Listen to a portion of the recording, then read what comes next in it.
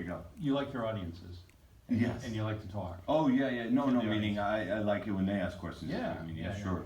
No, all those things you revealed to me about all of the actors and the things you told me, I could never tell those things. Also, just one bit of housekeeping. 11 Oscar nominations, and all of you are amongst the 11. Congratulations. Yes. I know last time I got to do this with 3 Oscar nominees, but, so I'm going to just start. I decided tonight that I'm feeling like I've proven enough times how smart I am. So I'm going to not try to prove how smart I am. I'm going to actually go right into audience questions. But I wanted to start with a very easy question. I think it was for Mark. Between David O. Russell, Paul Thomas Anderson, and Todd Phillips, who's the easiest going guy to work with? Todd Phillips.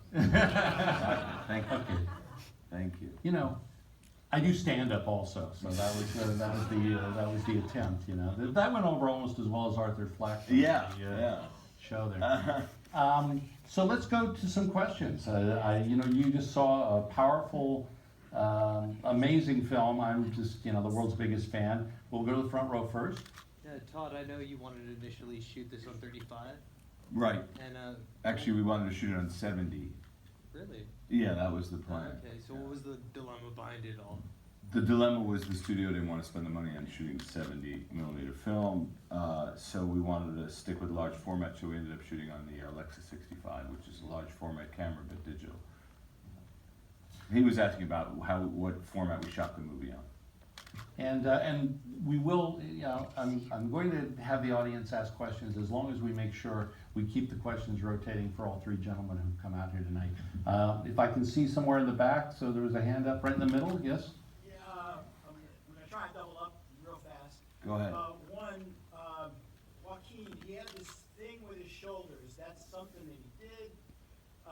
You have that first shot Yes. coming on his back, Right. and then there's other places where it feels like that would have been the wound that he had from his mother. And so I'll answer that. go with that. And then my second one is I think I'm trying to remember exactly if this was after he goes to Wayne's house and deals with the kid, but it's there's a point where you have him going up those what are now iconic steps, which I don't know that they were before. Right. And he's going home, and before that, the camera point of view was a little bit higher or just normal, and then after he goes up that steps and he goes into his place, you're keeping the camera low. Yeah.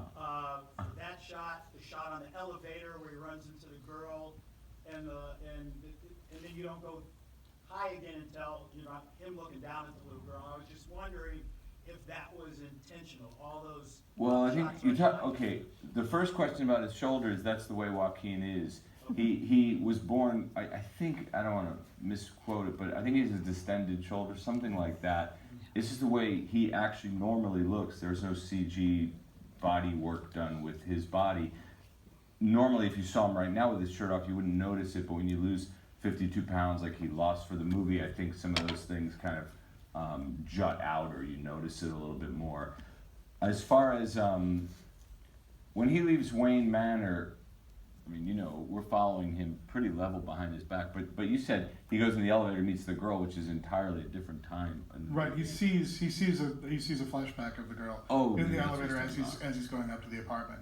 But yeah, I mean, you guys, as far as shots, I mean. Well, I mean, we generally were always below. We were always fairly low with him, and we ended up coming above him later in the movie. But yeah, I mean, that's just something. I don't know what the question was, but it was intentional. Okay, yeah. Yeah, The question yeah. was what you were trying. And just to follow up a point that came out of that, Mark, with the physicality of this lead and the weight loss and as we wrote about in Variety, the kind of ballet movements and everything, did that open up from the very beginning some path for you in terms of costume?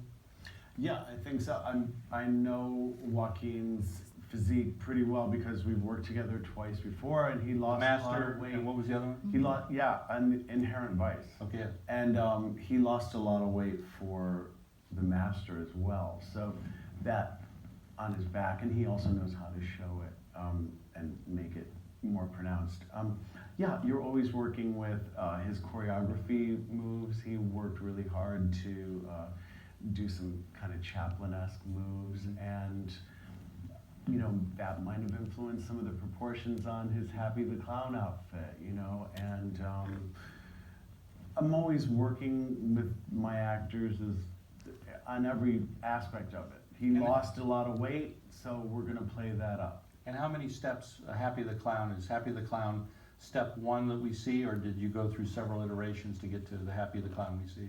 You know, Todd and I talked about it a lot, and Yeah, we tried a few looks for the clown. absolutely, especially hair, makeup, shape. I know I was thinking at first one piece, like your typical kind of one piece bozo outfit, Right. and it didn't seem. No, and then we decided to go a little bit more inspired by Chaplin, but also the clown look. We wanted to somehow lead us to the Joker look in the end with the vest and the colors and the. So how can we connect those two? That's It right. was really important to make it be, you understood maybe where he got those clothes, because we were doing a very realistic version of this.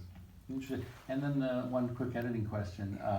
I've been around auteur filmmakers and been, you know, watching them edit films, and I'm not going to assume that it's always done the same way. When you guys got together on this, is there some compass point or some starting point or some goal that you articulate at the beginning, or you just kind of get the stuff and start taking, is it a day-at-a-time process, or is there a big planning meeting at the beginning of what we're going for? Because, you know, when we see the final product, it's executed so beautifully, it feels, it's so impactful to us. The process, is there anything you can do at the very beginning that says, here's what we're trying to get to, or here's what it should feel like? We don't actually talk that much prior to, I think, for one, I mean, on this one in particular, I thought the script was so clear as to the movie that Todd wanted to make that it was, I didn't have a lot of questions. I very clearly understood it. But again, I also don't think you want to prejudice too much what the cut is. And we've worked together in a few films now, so I think at this point you kind of trust the cut that I'm going to put forward out, you know, to show you the first time around. And here's a really naive question. Was there any audience testing? No, we didn't do testing. We screened it for friends that would come over to the editing room, and we would show filmmakers. We did the or writers. old-fashioned NSG or whatever it was called. Yeah, we didn't do, because not because we didn't want to. Warner's was very protective because it's a DC film. We've always done testing on the comedies, but I think comedies is different because comedies either are funny or they're not. There's no middle ground, but for this movie there's no middle ground, so you're not necessarily looking for the rhythm of laughs as you would with a comedy. So we weren't so hung And up on it's a sense of proprietary around it. It's IP and it's proprietary. That's exactly what Warner's, their approach with their DC stuff, Back to audience. Hi,